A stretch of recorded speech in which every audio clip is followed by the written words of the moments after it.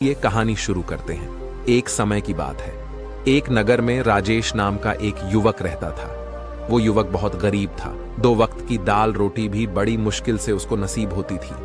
किसी काम की तलाश में दिन रात खोज करने पर भी उसे कोई काम नहीं मिल रहा था। फिर एक दिन उसने अपनी पत्नी के सामने अपनी सारी समस्या बता दी। उसने अपनी पत्नी को कहा कि मैं जिस जगह भी काम मांगने के लिए जाता हूं तो हर कोई मुझे यह कहकर काम नहीं देता कि हमारे यहां काम की जरूरत नहीं है। मैं काम की तलाश कर करके थक चुका हूं। मुझे समझ नहीं आता कि मैं तुम लोगों का पेट कैसे भरूंगा, अपने बच्चों को कैसे पालूंगा, और ये चिंता मुझे दिन रात खाए जा रही है। यह सुनकर उसकी पत्नी ने कुछ सोचकर कहा कि तुम एक आदमी के पास एक बार ही काम मांगने के लिए जाते हो, और जब वो काम नहीं देता तो तुम 2 बार उसके पास जाते तक नहीं हो। अगर तुम्हें उनसे काम लेना है तो तुम्हें हमदर्दी जतानी होगी। तुम्हें उनसे हमदर्दी हासिल करनी होगी, अपनी गरीबी दिखानी होगी, ताकि लोग तुम्हारी मजबूरी समझकर तुम्हें काम पर रख लें। इसीलिए शर्म मत करो, उन्हें अपनी मजबूरी बताओ, अपनी गरीबी बताओ, और इसी उपाय से तुम काम पा सकते हो।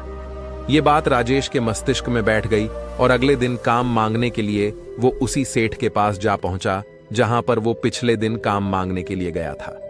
लेकिन इस बार उसने हाथ जोड़कर उस सेठ से प्रार्थना की, उससे विनती की कि वो बहुत गरीब है और उसे काम की बहुत आवश्यकता है। वो जो कुछ भी उसे देंगे उसमें संतुष्ट हो जाएगा, पर कृपया करके मुझे अपने यहाँ काम पर रख लें। उसकी ये हालत देखकर उस सेठ ने उसे अपने यहाँ काम पर रख लिया। वो रोज वहां पर काम पर जाने लगा। अंदर ही अंदर वो खुश तो था कि उसे काम तो मिला, लेकिन उसे वेतन दूसरे लोगों से कम मिलता था। वही काम जो दूसरे लोग कर रहे थे उन्हें ज्यादा वेतन मिल रहा था और इससे कम वेतन मिल रहा था। जब इस बारे में उसने अपने सेठ से कहा तो सेठ ने कहा कि देखो भाई, तुम्हें काम की जरूरत थी, मैंने तुम्हें काम दिया। मेरा धन्यवाद करने की बजाय तुम मुझसे शिकायत कर रहे हो। यह सुनकर रिंकू वहीं पर चुप हो गया। बात कहीं ना कहीं सत्य थी।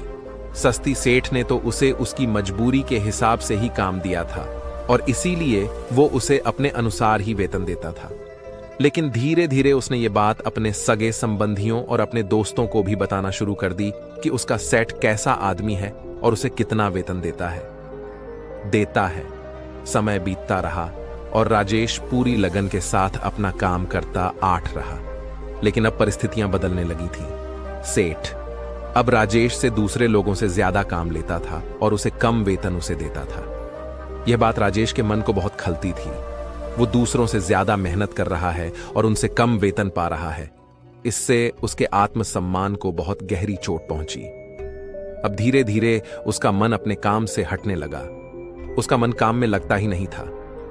जाहिर सी बात है कि ऐसी जगह किसका मन लगेगा जहां आदमी को अपने आत्मसम्मान के साथ समझौता करना पड़े।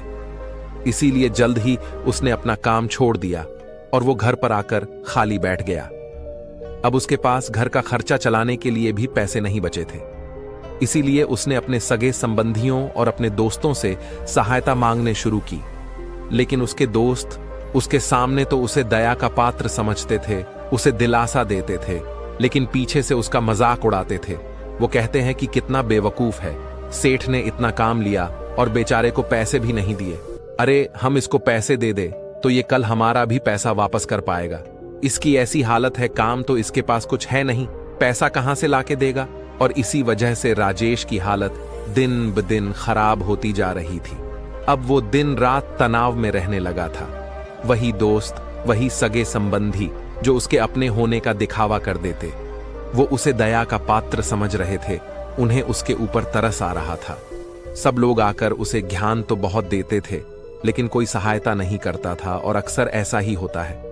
ज्ञान देने वाले तो बहुत मिल जाते हैं, लेकिन मदद करने वाले, उंगली पकड़कर, हाथ पकड़कर आगे चलाने वाले कितने लोग मिलते हैं। एक दिन उसे पता चला कि पड़ोस के गांव में एक बौद्ध भिक्षु आया हुआ है जो बहुत ही ज्ञानी है। राजेश इतना तनाव में था कि उसे कोई रास्ता नजर ही नहीं आ रहा था। इसीलिए जाने या अनजाने वो उस बौद्ध भिक्षु के पास पहुंच जाता है। वहां पहुंचकर वो सीधे उनके पैरों में गिरकर रोने लग जाता है। वो रोते रोते उन्हें अपनी सारी परिस्थिति बताता है। उसे बताता है कि किस तरह उसके सेठ ने उसका फायदा उठाया और उसके सगे संबंधी उसके साथ कैसा व्यवहार रखते हैं। सारी बातें सुनकर बौद्ध भिक्षु ने उसे चुप कराते हुए कहा कि बेटा, ये सारी समस्याएं तुम्हारी बुद्धिहीनता, तुम्हारी मूर्खता के कारण उत्पन्न हुई है।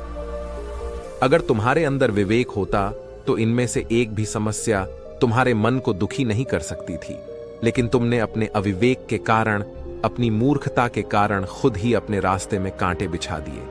आज मैं तुम्हें 7 बातें बता रहा हूं जो भूल कर भी किसी को मत बताना, और इन बातों का अनुसरण करते हुए तुम बाहर से मिलने वाले दुखों को दूर कर ही सकते हो जो बेवजह दुनिया की वजह से तुम्हारे अंदर पनपते हैं।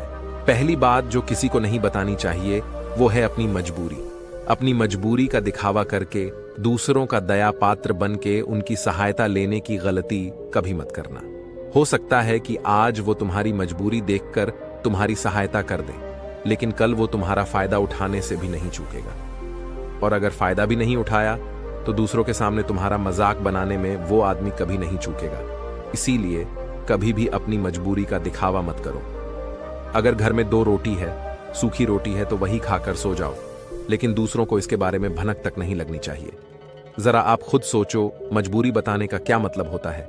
एक इंसान का या तो वह दूसरों से सहानुभूति हासिल करना चाहता है या उनसे कोई आर्थिक मदद चाहता है, लेकिन अगर दोनों ही परिस्थितियां आप देखें तो दूसरा आदमी आपका फायदा उठाने से नहीं चूकेगा, और अगर वो फायदा नहीं भी उठाएगा तो अपनी नजर में तो वो आपको मूर्ख ही समझेगा, बेवकूफ समझेगा, और दूसरों के सामने आपका मजाक तो जरूर बनाएगा।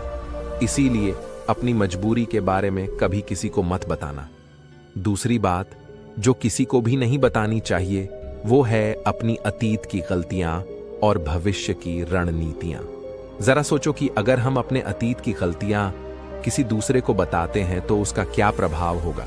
वो गलतियां ठीक तो नहीं की जा सकती, जाहिर है, तो उन्हें बताने का क्या मतलब रह जाता है।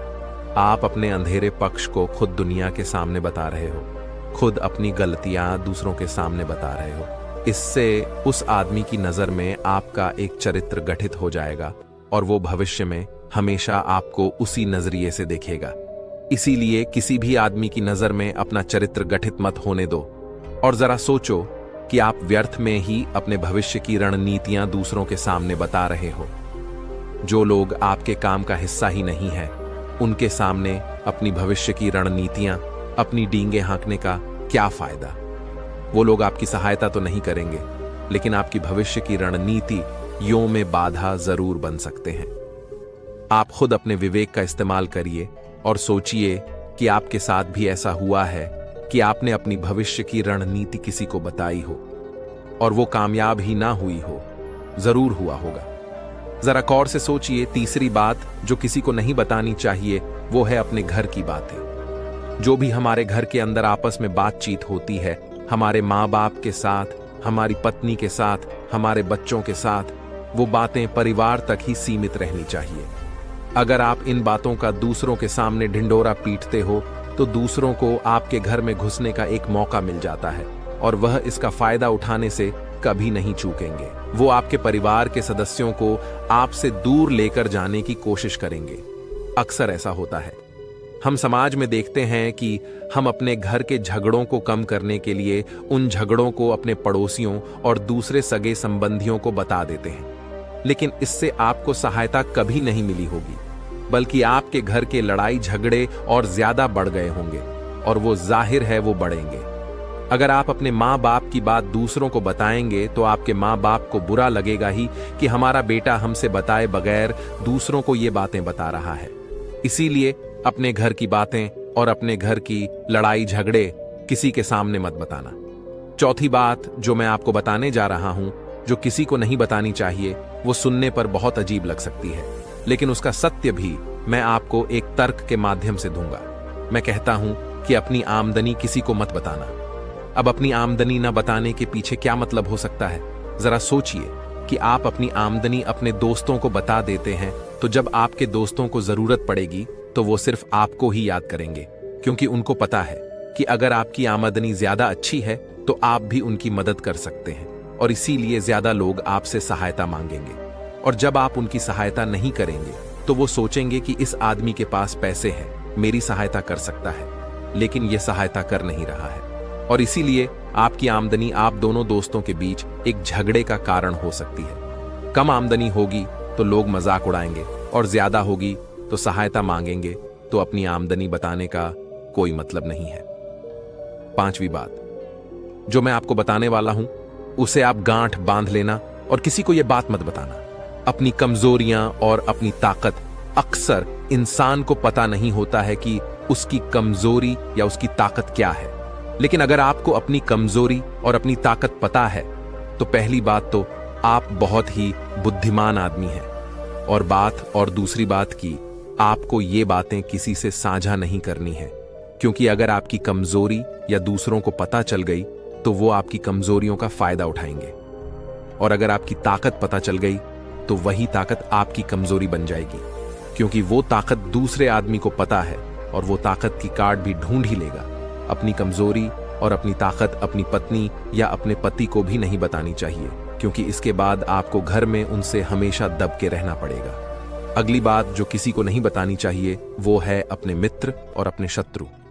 आप अपने मित्रों के बारे में अगर दूसरे लोगों को बताएंगे तो वह आपके मित्रों के साथ अपनी घनिष्ठता बनाकर आपको धोखा दिलवा सकते हैं। आपके गहरे मित्रों को आपसे दूर करने का प्रयास कर सकते हैं। अक्सर आम आदमी ऐसा नहीं करता, लेकिन आपके दुश्मन ऐसा करने की कोशिश कर सकते हैं। और दूसरी तरफ आपके शत्रु का भी किसी को नहीं पता लगना चाहिए, क्योंकि आज जो आपका मित्र है, अगर कल वो आपका दुश्मन हो गया तो वो आपके दुश्मन के साथ ही मिलकर आपको परास्त कर सकता है, आपको धोखा दे सकता है। इसीलिए अपने सबसे अच्छे दोस्तों को भी अपने दुश्मन के बारे में कभी मत बताना।